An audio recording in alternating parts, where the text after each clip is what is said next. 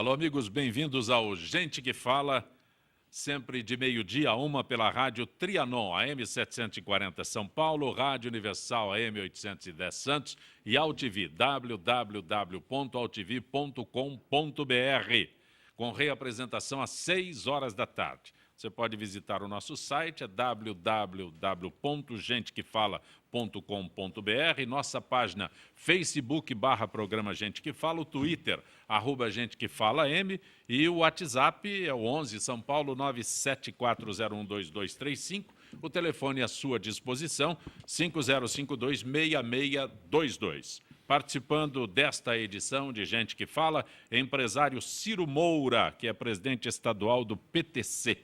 Prazer tê-lo aqui, Ciro. Muito obrigado, prazer é todo PTC meu. é Partido Trabalhista Cristão. É isso. Isso. Já se chamou PRN. Sim. Partido da Reconstrução Nacional. Hoje é o PTC. PTC. Ciro Gomes ainda reclama que você tira a voto dele, ou não? Não, mas eu é que reclamo que ele nasceu depois de mim, invejoso, colocou meu nome e veio me atrapalhar. Também o professor economista Odilon Guedes. Bom tê-lo aqui, Odilon, mais uma vez. Muito prazer estar aqui com vocês, Angopé, com os ouvintes e os que estão acompanhando a internet. É um prazer muito grande debater as questões da cidade e do país.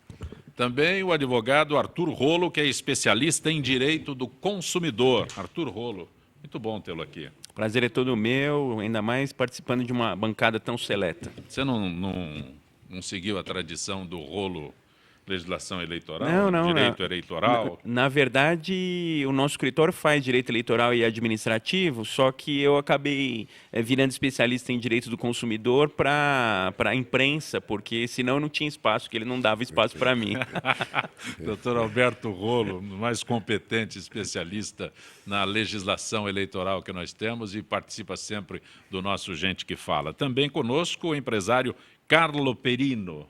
Prazer tê-lo aqui. Bom dia, muito prazer. Prazer. Prazer é meu. Deixa eu colocar já.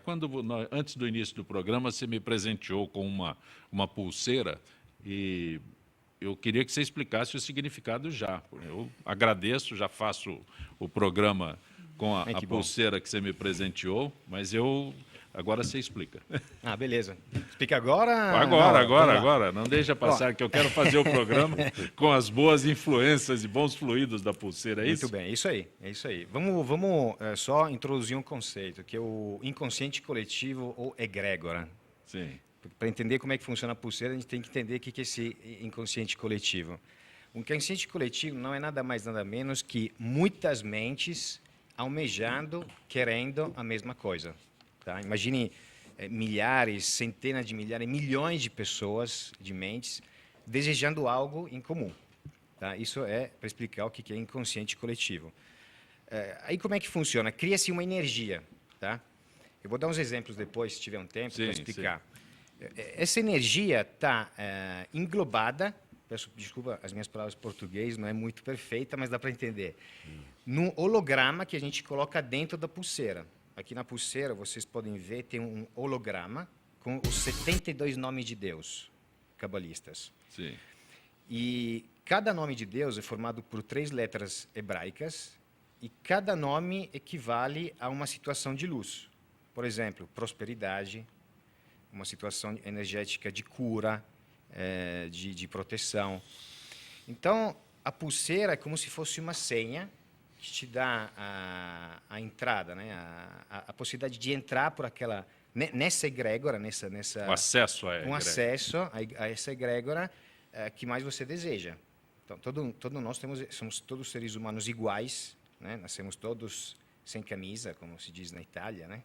Depois que colocamos quem põe uma camisa de um jeito ou de outro, mas o importante é assim, todo mundo deseja a mesma coisa, ser feliz, não ter problema, superar obstáculos. Nem falo mais em problema, porque eu aprendi que quando se fala de problema, por uma questão até de crença, né? Quando a gente desde pequeno cresce, problema, às vezes a gente pode até botar mais forças negativas nesse problema do que ele é.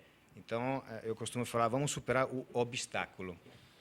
Então, todo mundo tem um obstáculo para superar. Sim. E a pulseira ajuda a nos conectar e superar esses obstáculos da melhor forma possível. Que bom, agradeço. Vamos tentar superar novos obstáculos. Motoristas e cobradores de ônibus da capital farão paralisação por 4 horas amanhã, de 10 às 2 da tarde, em protesto contra ataques a coletivos da cidade. 141 ônibus foram queimados desde janeiro, segundo o Sindicato das Empresas de Ônibus. Em outubro, um ônibus foi incendiado na Vila Jaraguá, causando a morte do motorista João Brandão, que teve 70% do corpo queimado. Quem? Odilon, Carlos, Ciro. Acho que é uma manifestação, em princípio, justa, que você tem uma situação de extrema gravidade aí, pelos 141 ônibus já foram queimados na cidade, e que acaba colocando em perigo a vida dos motoristas, cobradores de ônibus. Então é um alerta para a sociedade. E veja, você tem uma contradição complicada, porque você tem incêndios que são de ônibus, são feitos por traficantes, bandidos, e muitas vezes revolta popular, porque a polícia foi lá, reprimiu, matou. Então é uma situação muito difícil, que precisaria ter uma fiscalização maior da polícia para evitar esse tipo de vandalismo que acaba prejudicando a população, porque, quer dizer, à medida que você vai queimando o ônibus, você tem, pelo menos num primeiro momento, menos ônibus em circulação para atender a população. Então, acho que é justo no sentido de chamar a atenção da sociedade para um problema grave numa área de extrema importância, que é o transporte público. Então, Ciro Moura? Olha, eu acho que o direito de manifestação é um direito de todos. O que a gente não pode é aceitar coisas convenientes. Se esse é um movimento de convicção, que hoje a minha fala é um samba de uma nota só, eu quero discutir conduta. O Odilon estava falando aqui, né, que realmente queimaram ônibus, aí tem bandido que queimou. Eu entendo que isso é um assunto de segurança pública. Eles vão fazer aqui uma manifestação de 4 horas, então não é nada radical, mas é chamar a atenção. Eles estão vivendo o problema e que não atinge só eles, porque no ônibus não vai só o motorista, tem a população. Então, chama-se a atenção para um assunto emergente, para que a segurança pública vá atrás daquilo que é a verdade dos fatos. Nós temos hoje até queimação de ônibus para melhorar as linhas dos concorrentes. Sobra vaga, falta o ônibus do João, põe o do Antônio. É isso. Rolo, vou acrescentar aqui, como você é especialista em direito do consumidor, os motoristas fazem a manifestação, motoristas e cobradores, e o usuário. Então, esse que é um problema sério. É um direito legítimo de manifestação. Na verdade, acabou virando moda queimar ônibus, o que é um absurdo. Não dá para aceitar esse tipo de conduta que prejudica os usuários e coloca em risco a saúde não só dos trabalhadores, como também dos consumidores que pegam os coletivos. Agora, ficar 4 horas sem ônibus, tudo bem que o horário também não é dos piores, aqui das 10 às 14 horas também não é o horário de pico, que a gente chama, mas tem que manter um mínimo de ônibus circulando, como está lá na lei de greve. A lei de greve, que se aplica analogicamente nesse caso aqui, fala que tem que ter lá pelo menos 50% da frota funcionando. Tem que chamar atenção, sim, tem que causar um certo transtorno, sim, porque senão nada vai acontecer, mas ficar sem circular aqui durante 4 horas vai comprometer a vida dos usuários e vai prejudicar muita gente. Mas Arthur Rolo, você que é especialista em direito do consumidor, teoricamente aqui motoristas e cobradores brigam com o patrão e, no caso, brigam com o governo, com os agentes do governo, tal, qualquer que seja a esfera.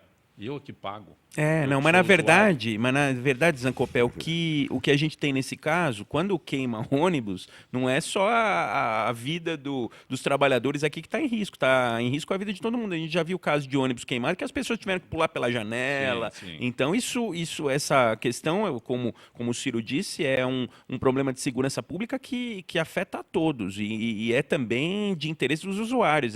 Essa instabilidade criada, determinados horários.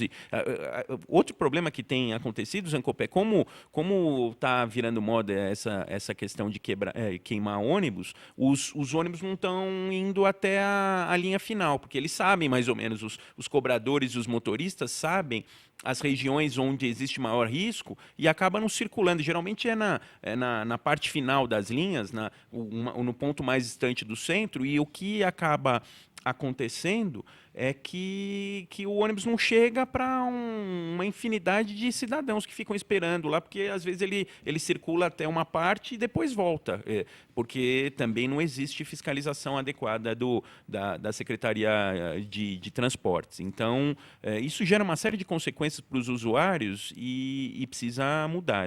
Essa questão da segurança pública precisa ter uma visão melhor aí do governo para acabar com essa bandalheira de queimar ônibus, que isso gera prejuízo para todo mundo e principalmente para os usuários aí que tem gente que acaba correndo o risco de ser queimado.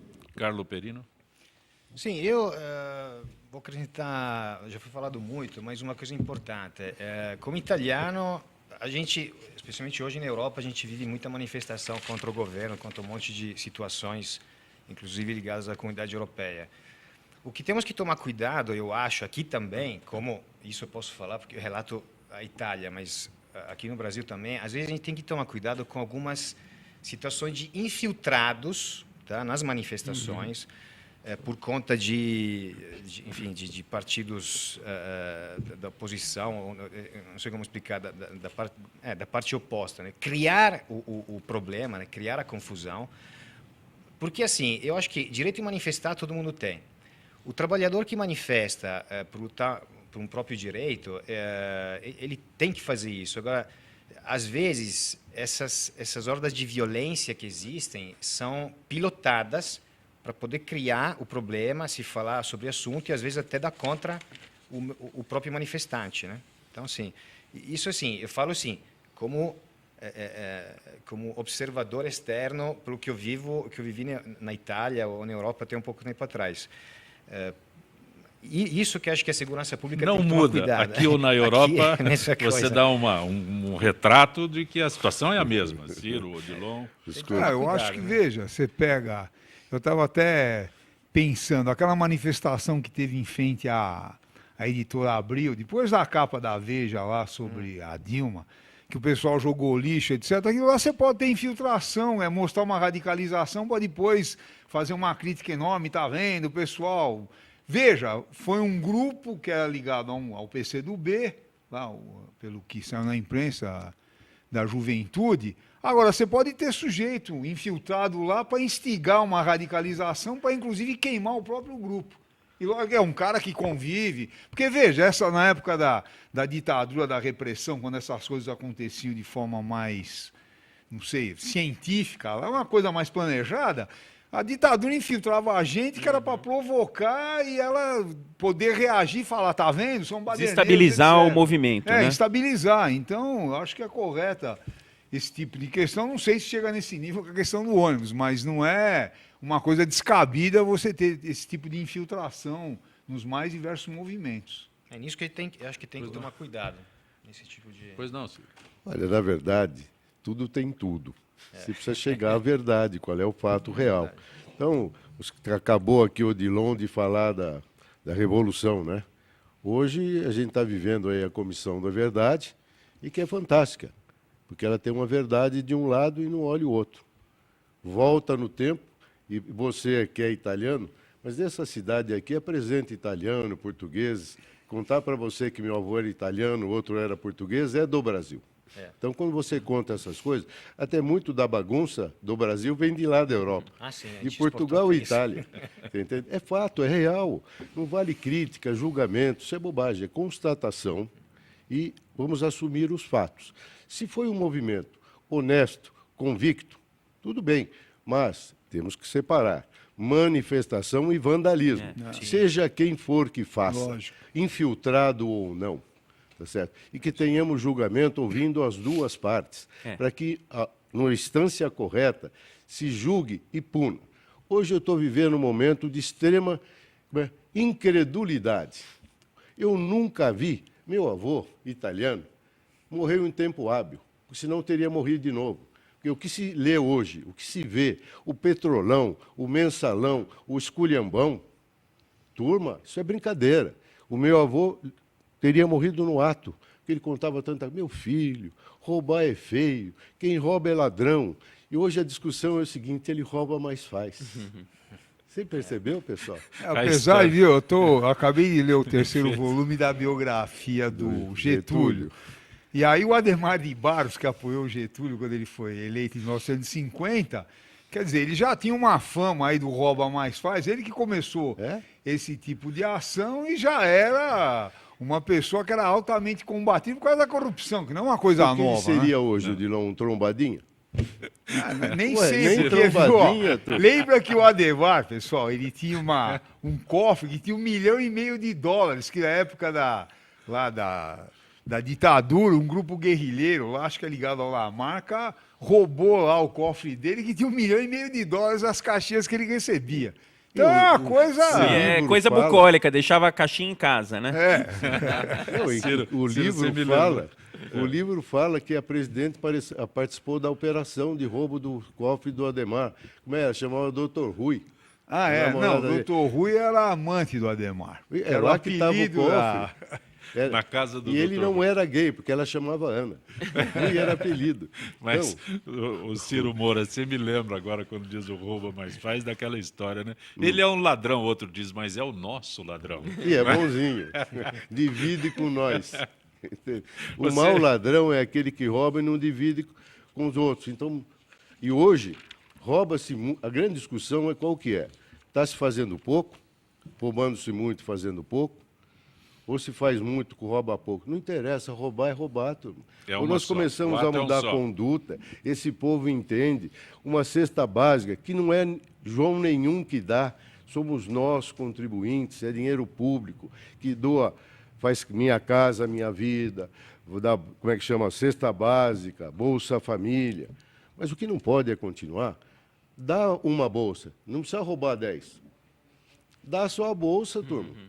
Você está acompanhando Gente que Fala conosco hoje, o economista Odilon Guedes, empresário Carlo Perino, o advogado Arthur Rolo, o empresário Ciro Moura. O Ciro Moura é presidente estadual do PTC. Ciro, eu não posso me conter. Você já esteve presente em várias eleições no início dos anos 2000. Primeiro porque não apareceu. Depois... se desistiu da candidatura no meio de nada, Não. na chamada Isso não teve. verticalização, Não, você isso foi nunca embora. teve. O Não, Lewandowski não aceitou a verticalização do horário eleitoral. E Não. outro comentário Comigo é que não. você não queria dinheiro para fazer a campanha. Mas, veja, com relação a ter feito uma campanha, com muito pouco tempo, não aparecer, só tinha uma chance comigo, é me ouvir. Me ver nunca.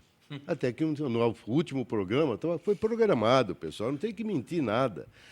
Um tempo era, na época, acho que 25 segundos, mais que o Enéas. Sim. Eu sou Ele muito tinha maior 19, que é ele. isso? Ele tinha 15 segundos. Eu tinha, acho que 29. Falei, meu Deus do céu, como é que eu chamo a atenção para a minha fala nesse tempo, dividindo com essa imagem que minha mãe sempre disse que era muito bonita. E eu acredito na minha mãe. Você entendeu? Então eu só pus a fala e programei e apareci no último. Esse desconhecido sou eu. Né? Eu sou desconhecido e conhecido quanto, isso não importa, mas me ouviram. E ainda hoje eu encontro pessoas, isso foi em 2000. 2000. Né?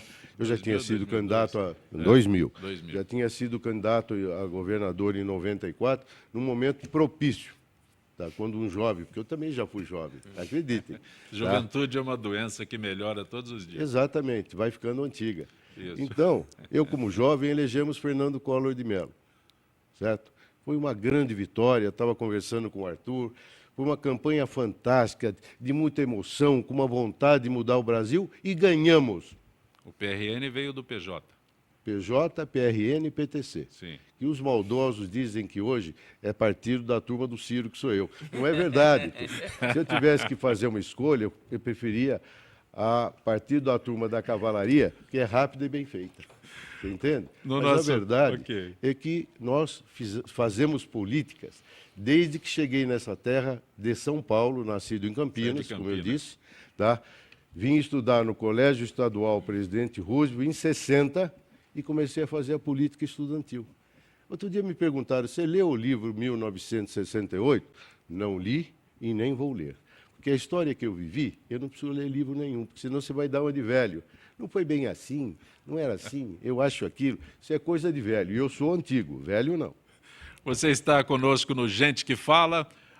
Falando em gente, a agente de operação Lei Seca, Luciana Silva Tamburini, foi condenada a pagar R$ 5.000 de indenização por danos morais ao juiz João Carlos de Souza Correia, que teve o carro rebocado ao ser parado em blitz sem habilitação, com o carro sem placa, sem documento. Segundo a decisão do Tribunal do Rio, ela agiu com abuso de poder e zombou do magistrado ao afirmar, ou da magistratura ao afirmar que ele era juiz, mas não Deus. Arthur, tem como defender o juiz? Com certeza juiz, não. é? Não, com certeza não. Isso aí é um absurdo, Zancopé. É a tal da carteirada, né? É aquela expressão, com quem que você acha que está falando? Isso você sabe com quem você está falando? Você sabe com quem você está falando? Isso, a lei, ela é de aplicação indistinta e o juiz ele tem que saber disso, né? Aliás, um dos princípios em direito é que o juiz não é dado a alegar o desconhecimento da lei. Se ele é juiz, ele tem que conhecer a lei. E a lei, ela é de aplicação indistinta, ela tem que ser aplicada igualmente para todos, sem distinção de cargo. E é engraçado aqui falar de abuso de autoridade. O sujeito está sem placa no carro, sem habilitação, carro sem documento, placa, sem documento. E aí o carro dele é apreendido e ainda ele entra com ação de indenização. Afora essa questão absurda aqui do ato em si, também sou absurdo responsabilizar a agente de trânsito por ter cumprido a função dela. Agora, quem julga essa ação é outro juiz. Então, é aquele tal o espírito de corpo, né? O espírito de corpo. Então, eu imagino que tenha sido esse caso. Vamos esperar que o tribunal reforme essa sentença, porque isso aqui é absurdo, desestimula e amedronta quem está exercendo legitimamente o seu papel e me admira. Isso aqui era caso até de apuração na corregedoria, porque o sujeito está prevalecendo do seu cargo numa situação que não tem nada a ver com o exercício do cargo. Ele é cidadão Corregedoria da comum. magistratura. Corregedoria da magistratura, aqui apurar um abuso de autoridade por parte do magistrado nesse caso. Isso aqui é um absurdo, não dá para acreditar numa coisa dessa. Perino? Bom, acho que aqui o abuso de poder é o contrário, né? Dá para ver que o abuso de poder por parte do juiz. Eu sou meio suspeito de falar isso porque a Itália, além de tudo, tudo que é condenado que a gente tem lá, que a gente tem leis, né? Direito romano, inclusive, direito, né? Se baseia no direito romano. E na Itália tem o direito, tem as leis, mas poucos as seguem, especialmente pessoas de muito poder. Nesse caso específico, pelo que eu estou percebendo, nesse caso seria legal ser uma mosca, né? Para estar ali, ver, perceber exatamente tudo o que aconteceu. Mas pelo que foi relatado, na minha opinião aqui, o abuso de poder seria, no caso, o juiz, né? Que está sendo contra a gente que está fazendo o dever dela. Quando você ouve esse tipo de notícia e para ler, se transporta para a Itália um pouco? Sempre. Quando eu ouço muito brasileiro reclamar, né, sobre o país, sobre o Brasil, muitas vezes criticando, né, querendo sair fora do Brasil. Aí você fala, vai para a Itália? Aí eu falo, né, então, não vai para a Itália, porque é assim, isso se volta sempre à história da egrégora, né, o pensamento negativo. A Itália hoje, o italiano médio, tirando os que estão no topo da pirâmide, né? Que esses já não estão mais na Itália, está em Monte Carlo, está em Miami, né? Então, o que sobrou na Itália é as pessoas que não têm esse tipo de possibilidade ou a coragem de sair. Mas, enfim, se criou uma egrégora negativa. E quando você entra nessa egrégora negativa, pensamento negativo, que tudo não vai dar certo, tudo que você começa já está errado, acabou. A vida não tem mais... Você não consegue enxergar nenhuma porta aberta. Então, quando aqui no Brasil eu ouço falar as pessoas comuns negativamente sobre o Brasil, todo mundo tem problema, todo país tem os próprios panos sujos, né, para lavar. Mas, ainda assim, eu acho que o Brasil, que já foi, que é um país que aceita todo mundo, né, tem muito estrangeiro aqui, ainda é um dos melhores países que eu já visitei no mundo, eu já viajei bastante. Não só Europa, trabalhei na Ásia. Tá mal, hein? A sociedade humana tá mal. Tá péssima, tá péssima. Mas enfim, é não, uma o arca Brasil de Noé, aceita muito bem todas as Brasil raças. é Esse verdade. ponto tem É o que ser único sou país- reconhecido. muito grato. É o único país que você tem uma sinagoga e uma mesquita lá do Uma ao lado. lado da outra. Isso não existe no mundo. Jakarta tem. Jakarta tem uma. que eu não uma igreja conheço. Indonésia tem uma igreja católica e uma mesquita, né? Só que lá, de vez em quando, se joga uma bomba de um lado e do outro. Sim, Aqui, sim. pelo menos. O todo alvo mundo- já é o conhecido. alvo é conhecido. Aqui não acontece Agora, nada. apesar de que eu acho, viu, que o país é um país de muita hipocrisia. Porque, veja, o Brasil é um dos países mais violentos do mundo. É o país, em 2012, foram 56 mil assassinatos. É o maior número absoluto do mundo. Tá? A China tem 1 bilhão e 300 milhões de habitantes, ainda 1 bilhão e 100, os Estados Unidos 350 milhões. Aqui foi o lugar que teve mais assassinatos do mundo e a turma fala que brasileiro é cordial e bonzinho. Quer dizer, isso é uma hipocrisia. O Brasil é um dos países mais racista do mundo. É só você ver quantos generais negros tem, quantos bispos negros, quantos juízes, no Supremo, até o Joaquim Barbosa é a exceção, que confirma a regra, e fala que aqui é democracia racial, coisíssima nenhuma. Os negros ganham muito pior do que os brancos. Você vai na cadeia, a maioria dos presos são negros. Quer dizer, porque tem muito essa imagem que o brasileiro é bonzinho, isso é hipocrisia. Nós precisamos ver realmente o que o país é do ponto de vista da violência, do ponto de vista da discriminação, do ponto de vista da corrupção e combater isso sem trégua, porque senão a gente não avança. E se infelizmente isso tem em outros países, é uma coisa muito ruim. Agora, nós precisamos olhar aqui para o Brasil e superar isso. Por isso nós não podemos fazer concessão nenhuma para nenhum governo, para partido nenhum, com esse tipo de tratamento, desse tipo de questões. Odilon, deixa eu só fazer um comentário aqui. É que a gente tem que um grande filósofo diz que uma coisa é uma coisa, outra coisa é outra coisa. Quando eu falei sobre esse assunto, é que aqui se recebe todas as raças. Não entrar no campo do preconceito, que não acontece, por exemplo, em Nova York, o Little Italy, que ali é a concentração de italiano, o italiano continua italiano, por mais que esteja na 4ª ou 5ª geração. Eu que sou neto de italiano, cheguei um dia lá nos Estados Unidos, Nova York, entrei numa loja, aí conversa para cá e tal, o cara, italiano? Que italiano? Eu sou brasileiro, não, italiano. E mantenho esse italiano. Hoje nem descendente de japonês, que eu me lembro que estudei com eles na escola, que já citei o nome. Pessoal, o cara se sente japonês. Você passa por um descendente, Nisei, Sansei, não sei que sei ele está hoje, quer dizer, ele falou japonês, ele nem olha mais. Então, essa integração que é o que nós estamos comentando, é esse coração de raça que aquele senhor espírita que apareceu, falhou o nome agora, chama o Brasil, Ilha de Veracruz, terra de Santa Cruz, numa arca de Noé, porque aceita todos os bichos. E que estaríamos, portanto, fadados a sermos, de fato, a segunda arca de Noé. Porque aqui estariam todos os bichos para repovoar o país. Um momento, antes da seca, né? Não. Nos dias atuais Agora não dá os para bichos, fazer. os bichos vão ter que migrar para outros lugares, Nos dias né, em busca de atuais água. não tem arca nenhuma, Fale Ciro. seca, está chovendo para chuchu, deu até temporal ontem. Olha, eu Ciro, concordo turma, até, Seu viu? exemplo da arca não serve para os dias atuais. Serve, porque basta você ficar dentro e não morrer. Eu concordo que a gente recebe muito bem todo mundo, mas a realidade do Brasil é muito diferente. O dia a dia você- do brasileiro, a primeira notícia é essa, queimar os ônibus, etc. Quer dizer, o país vai indo para um caminho muito complicado. esse Veja, isso é um traço que vem historicamente da escravidão. Era um país violento, sempre foi violentíssimo. Se você lê o livro lá, Raízes do Brasil, você entende parte disso. E o outro livro, O Povo Brasileiro, do Darcy Ribeiro, que você lê aquilo, tem trecho do livro que você quer chorar, porque a violência que esse país tratou os índios e os escravos é um negócio inimaginável, que isso acabou ficando incrustado. Então, precisa relativizar isso, viu? Isso, o que eu falo, o que eu estou falando não é invenção. 56 mil homicídios, 44 mil pessoas morreram de acidente de trânsito ano passado. Isso é guerra civil, é a violência que você tem, o descuidado com as pessoas. É uma coisa muito grave, que o país precisa pensar isso com calma. Sem dúvida. Senão a gente fica nesse aspecto, todo mundo é bonzinho e... será que eu nesse preciso ir assunto... para o intervalo, Você desculpa, precisa para o Ciro. intervalo? Então Você vá. está acompanhando Gente que Fala pela Rádio Trianon, AM 740 São Paulo, Rádio Universal, AM 810 Santos e AltV, www.altv.com.br. Retornaremos em instantes.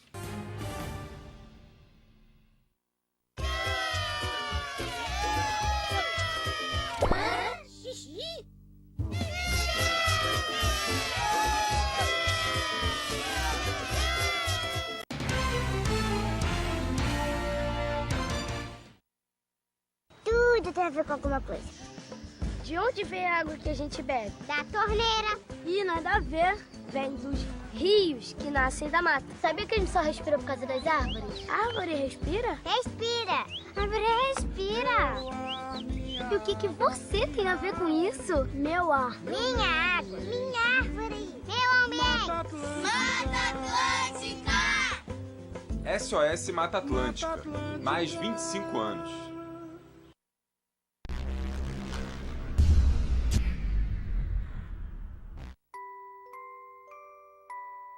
As nossas recordações são os nossos maiores tesouros. Carregamos durante toda a nossa vida. Manipular, distorcer ou implantar falsas memórias, além de ser uma violência, é crime. Somos responsáveis por esse tesouro. Não promova alienação parental.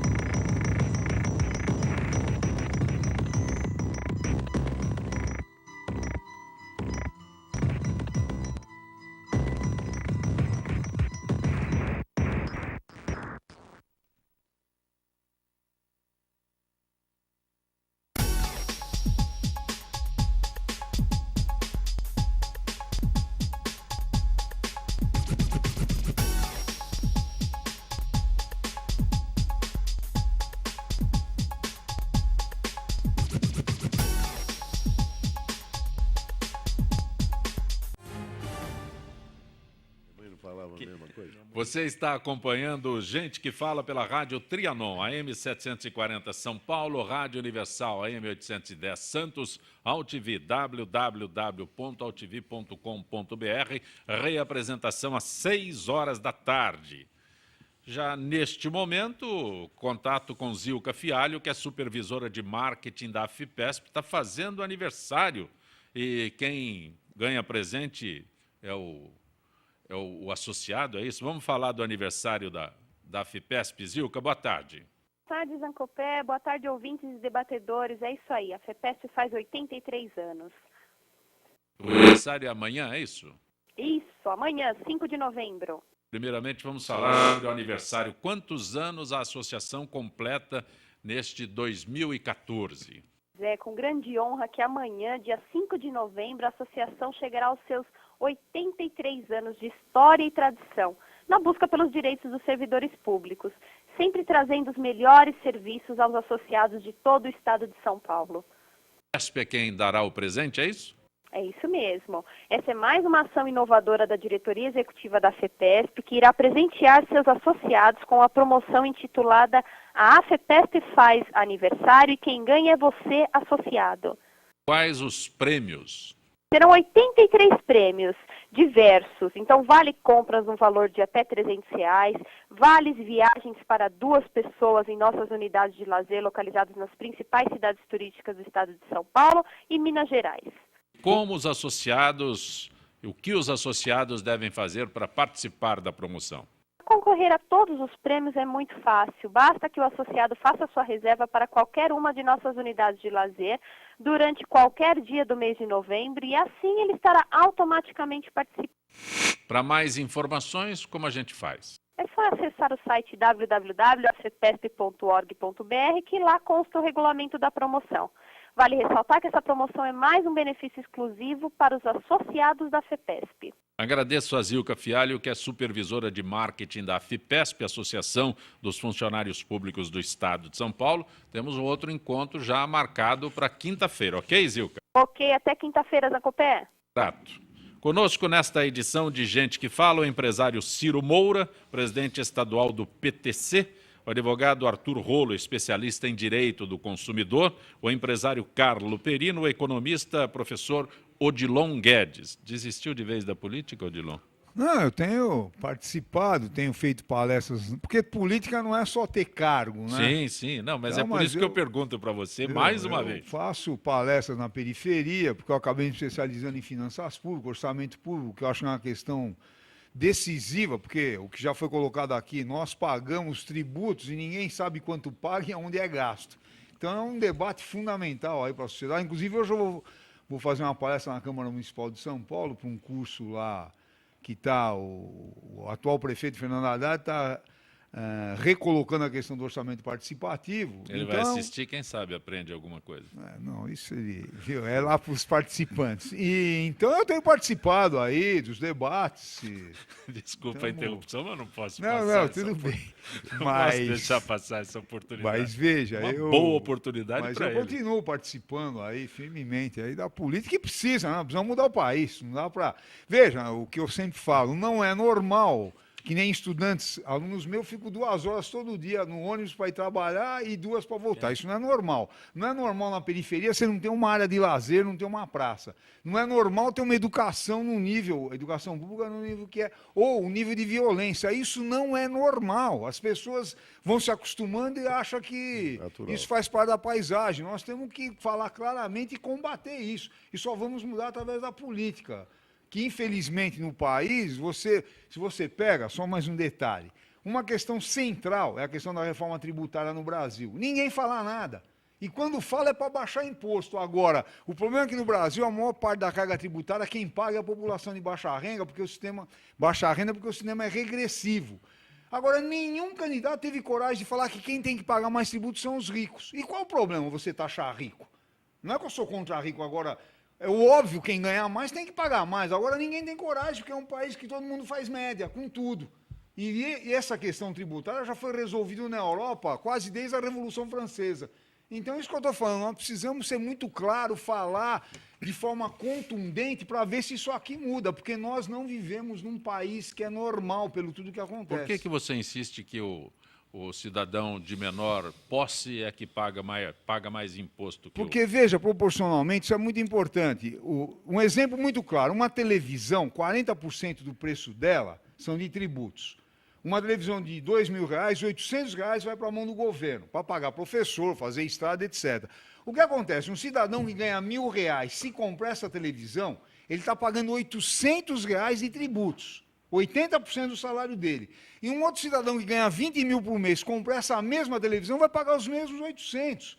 Isso é uma injustiça brutal. Na Europa, nos Estados Unidos, a maior parte da carga tributária é direta. É sobre a renda, porque você pega quem é mais rico, pagar mais, que é óbvio. É sobre a herança. O exemplo que eu dou, a Lady Di, quando ela morreu, ela deixou $30 milhões de herança para os filhos dela. O governo inglês cobrou 15 milhões de tributo. Agora vai para ver um nível que é a Inglaterra e ver o nível do Brasil. É o imposto sobre a propriedade. Outro dado, o ITR, Imposto Territorial do Brasil inteirinho, durante o ano inteiro, é menor do que 2 meses de IPTU da cidade de São Paulo. Eu fiz e publiquei um artigo no Le Monde Diplomatique sobre isso. Isso quer dizer, os grandes empresários da terra não pagam nada de tributo, pagamos nós.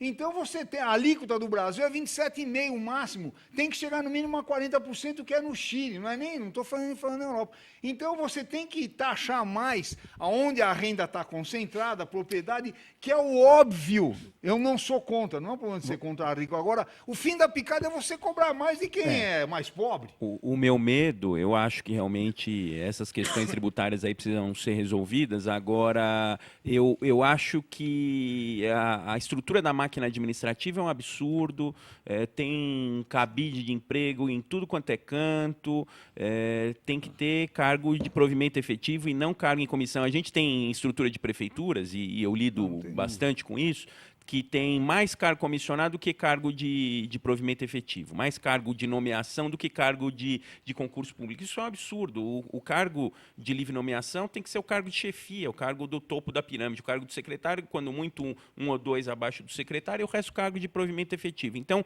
as máquinas públicas aqui no Brasil, basta ver o governo federal aí com uma infinidade de 39 ministérios. Ministério que, na verdade, por exemplo, o que faz o ministério lá do AFIF, por exemplo? Eu não sei, Aí ele é sinceramente. ministro, Da pesca, da pesca. O da pesca. De repente colocam gente lá para o Ministério da Pesca que nunca pegou numa vara de pescar, nem pesqueira no interior na vida, né? Quer dizer, o sujeito não entende nada. Coloca lá porque ele é de um partido, que ele é da base para formar tempo de televisão. Então, eu tenho medo da gente aumentar a arrecadação, porque a arrecadação já é bem grande, com essas distorções que a gente teria como acomodar, mas eu acho que aumentando a arrecadação ia ter mais cabide de emprego. A gente precisa acabar restringindo um pouco a máquina administrativa, que vai sobrar dinheiro. Viu, Arthur? Você tem razão em parte, eu concordo. Inclusive, esse debate ele tem que ser... Eu sou diretor do Sindicato dos Economistas do Estado de São Paulo, nós estamos fazendo um debate interno para fazer uma proposta de reforma tributária. Estamos tentando acumular informações. E uma das questões, que eu sou professor e de vez em quando sai essa discussão na sala dos professores, aí alguns falam, não, você vai aumentar tributos, aí os políticos vão roubar, vai corrupção. Então a gente tem que casar uma reforma tributária com o combate radical à corrupção e a sociedade entrar nesse combate. A sociedade precisa acompanhar onde é o gasto público, quanto é que ele custa, para você poder tributar de forma justa socialmente e, ao mesmo tempo, combater a corrupção. Não dá para aceitar. Você está falando, já que você está comparando, no Japão, quando o sujeito é corrupto, ele comete harakiri, ele pula da ponte, ele não consegue aguentar a pressão social. A China né? leva um tiro na cabeça. E paga a bala. Paga a bala ainda. A família paga a bala. O pessoal, acho que a gente está falando também sobre impunidade, né? De todos os atos. Então, veja, você coloca algo prudente, que é essa questão de aumento de arrecadação, para poder dirigir mais às necessidades. O Arthur já ficou preocupado com o desvio do dinheiro. Quer dizer, em vez de usar para isso, usa para aquilo. Lógico, quando a verdade vergonhosa está aí. É excesso de cargos municipais, estaduais, nacionais, etc. E ninguém faz nada.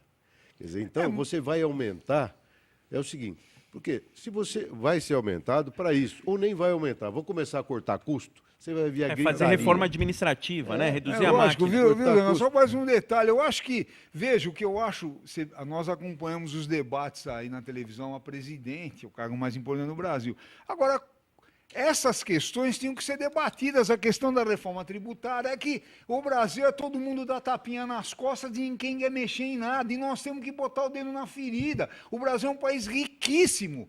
Eu estava falando na minha aula ontem, o Uruguai tem 3 milhões e 300 mil habitantes.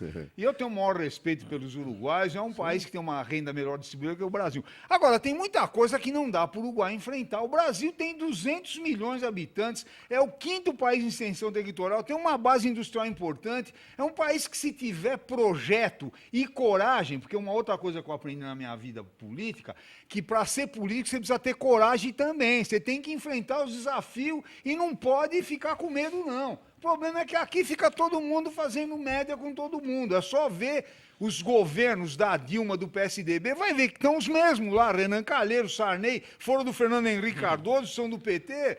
Quer dizer, como é que você reforma um país com esse nível de compromisso?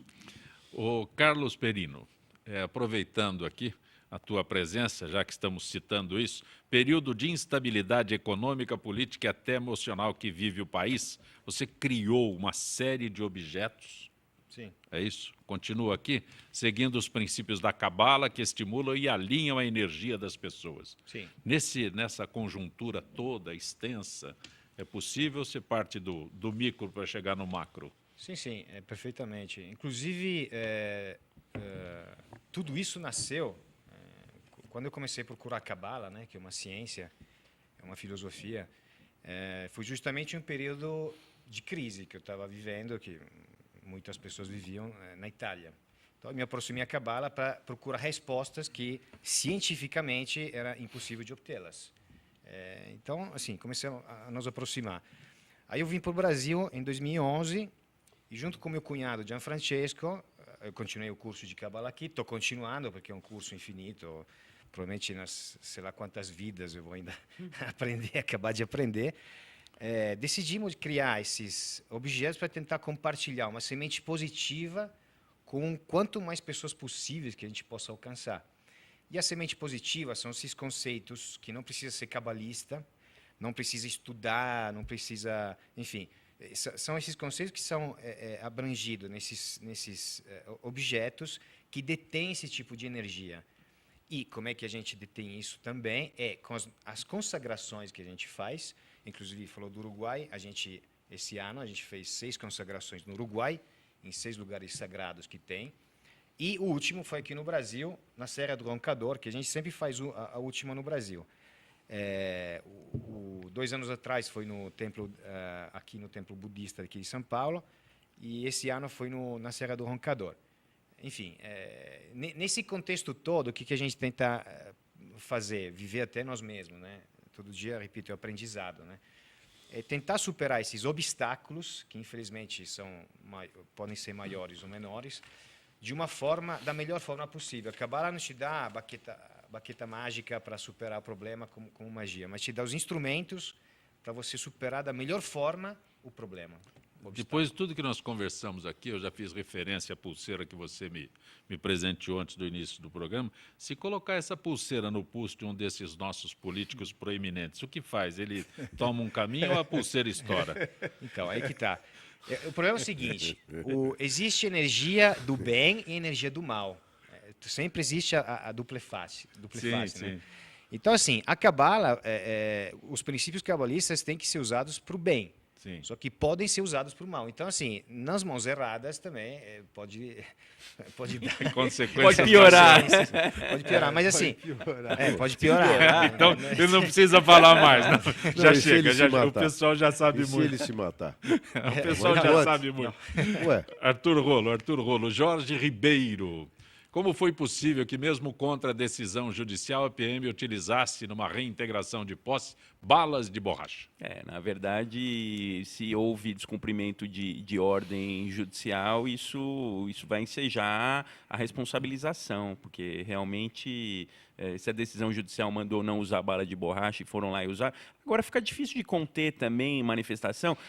Aqui a gente tem receio de conter manifestação. Lá nos Estados Unidos, eles colocam um alambrado, aí eles colocam uma cerquinha que qualquer um pula e fala, olha, se passar daqui, vai tomar borrachada. O sujeito põe a mão na cerca, ele dá uma borrachada na mão e está tudo certo. Então, precisa ver, a gente está falando da crise, né, da crise institucional, e existe uma crise institucional em relação ao respeito às instituições também, por parte da população, na minha concepção. Acrescento um exemplo a você, aliás, 2 cenários. Na Inglaterra ou no Japão, o guarda tem um apito. Se ele apitar, pelo amor de Deus, sai de baixo, porque aí, né, ele não pisa na grama porque eu vou apitar. Claro. Pisar na grama e ele apitar, vem a cavalaria por cima e não quer saber quem é que pisou na grama. Uma das funções do governo é conter a ordem, né? E como vai conter a ordem? A gente já sabe que, pelos protestos que a gente tem tido ultimamente, que fica difícil conter a ordem em determinadas manifestações. Então, precisa ver, vamos pensar, tem uma decisão judicial falando para não usar bala de borracha, mas naquele caso, a contenção só foi possível mediante bala de borracha, então não há que se falar em descumprimento. Precisa ver o caso concreto aí, como é que foi. O Jaime do Jardim Bonfilholi.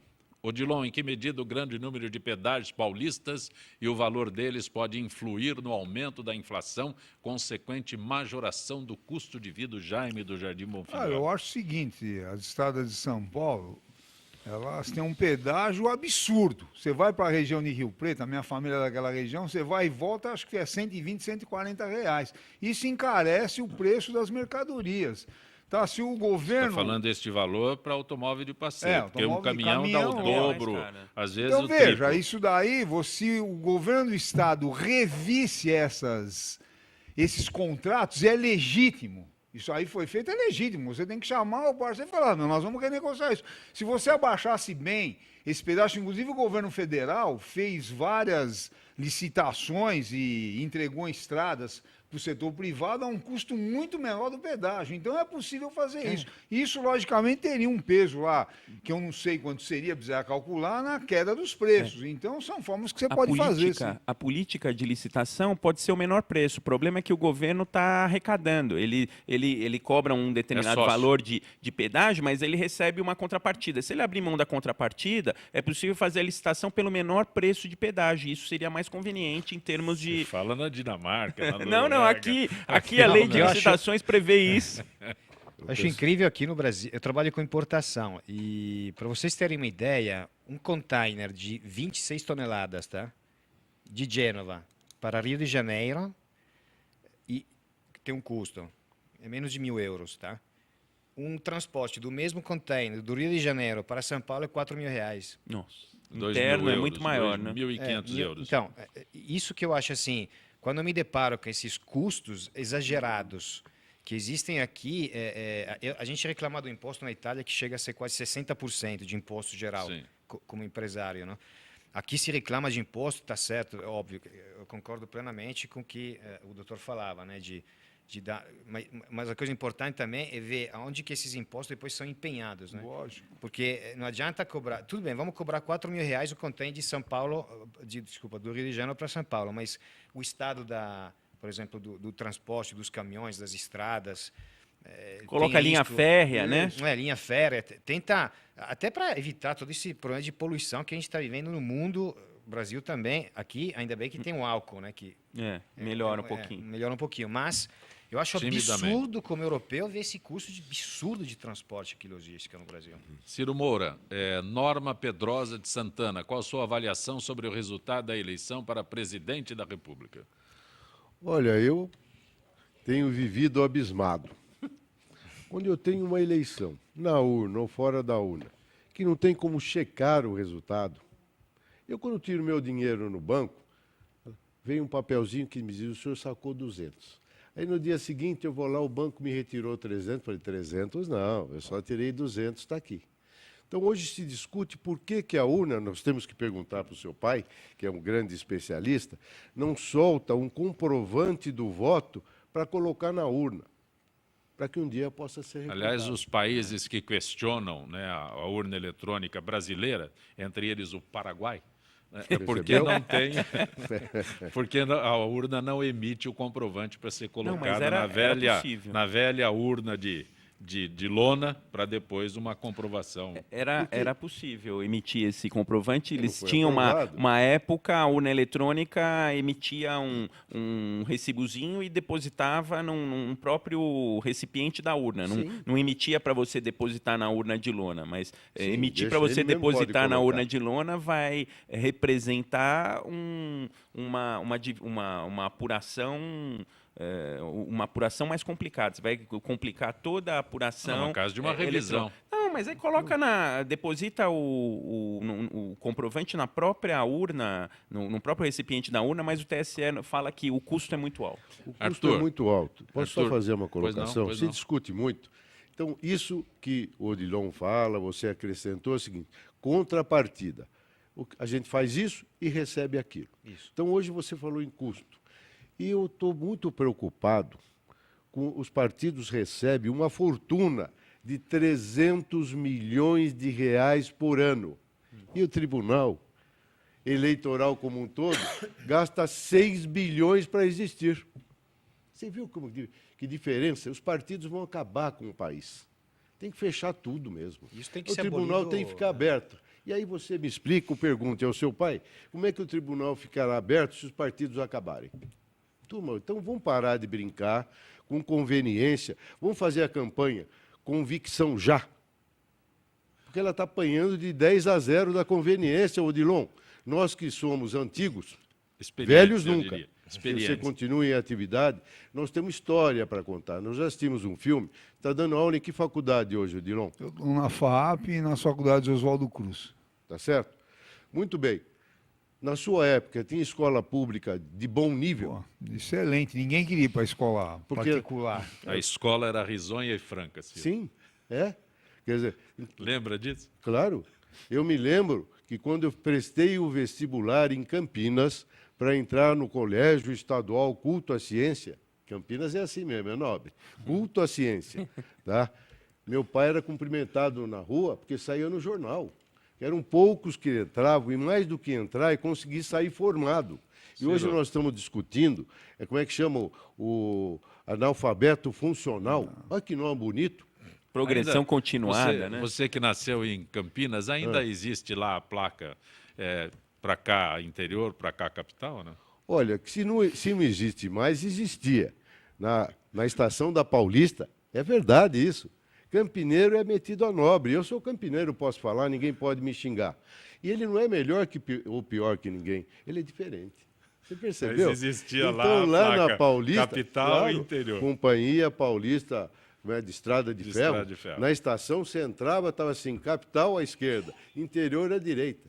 Entende? A minha tia, quando saiu de Campinas, é a mais antiga tia que eu tenho, tem 102 anos, saiu de Campinas e foi para o interior, para Rio Preto. Está lá com 102 anos.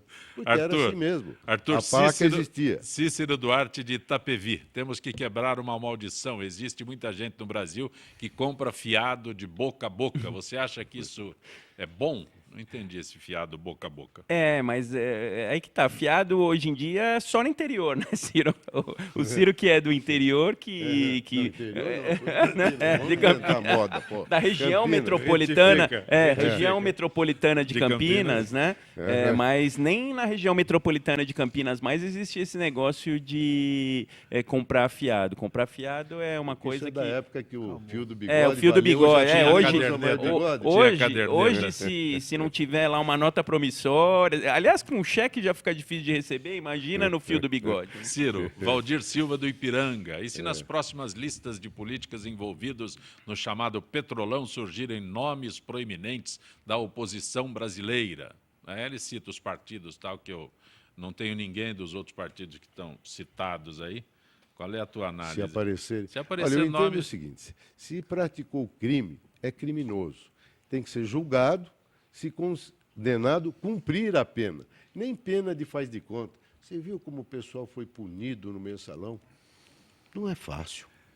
Olha, o dinheiro que eu peguei foi pouco. A pena foi imensa, deu quase 1 ano. Alguém gritou ontem na televisão que é o equilíbrio. Justiça é o equilíbrio das coisas. Eu não tenho capacidade de julgar, eu só tenho capacidade de me espantar. A turma dos políticos teve a condenação que teve. Aí eu me lembro que o tal do Marcos Valério, que é o laranja no pedaço, é o pau para toda a obra, o comandado, recebia a ordem, acho que 40 anos, é isso? 40 anos. E a presidente lá do banco, mais 30 e tantos anos, sei lá. Turma, 2 pesos e 2 medidas. Eu não quero... É brincadeira. Não entenda como uma interrupção, mas eu estou encerrando o nosso Gente que Fala. Eu falo muito, ele fala, gente que fala muito. Então tá bom. Quero agradecer a gentileza de ter participado do nosso Gente que Fala. Espero que encontre espaço na agenda para outras oportunidades. Muito obrigado. Eu que agradeço o convite. Não é a primeira e espero que não seja a última por muito tempo. Vocês vão ter que me aguentar. Arthur Rolo. Um abraço especial, doutor Alberto Rolo, e grato pela presença no nosso Gente que Fala. Eu agradeço muito, Zancopé, obrigado pela oportunidade e estamos aí à disposição para outras vezes. Carlo Perino, obrigado mais uma vez pelo presente aqui. Di nulla, sono io che ringrazio, così do un po' di italiano, ma... Pode à vontade. Não, agradeço o convite mais uma vez e vamos tentar ser positivos, que isso que também conta muito. Acho que com toda a preparação técnica, mas temos que ter essa energia positiva para tocar o dia a dia. Odilon Guedes, é sempre muito bom tê-lo no nosso Gente que Fala. Eu que agradeço o convite, é muito importante esse programa, eu sempre falo. Esse programa precisava ir para as redes de televisão às 8 da noite, porque é o único programa que eu conheço que as pessoas vêm aqui e falam claramente o que pensam. O resto é tudo filtrado, ou quer dizer, as pessoas não têm essa possibilidade de debater as grandes questões do país e da cidade. Muito obrigado. Gente que Fala tem na direção-geral o jornalista Fausto Camunha, diretora de produção Zenilda Salvato, Redação Raela Brandão, Pedro Esquiavon. Na pauta, José Carlos Sicarelli. A produção cultural, Ricardo Godoy. Na rádio Trianon, Neildo Neres, Cléo Rodrigues Benebenê. Na direção da AltV, Alberto Luquete. Na técnica, James Eduardo, Iago Matsumoto, Célio Teixeira, Arthur Endler. Estaremos de volta amanhã, meio-dia. Na sequência, Trianon, Marcos Calazans. Grato.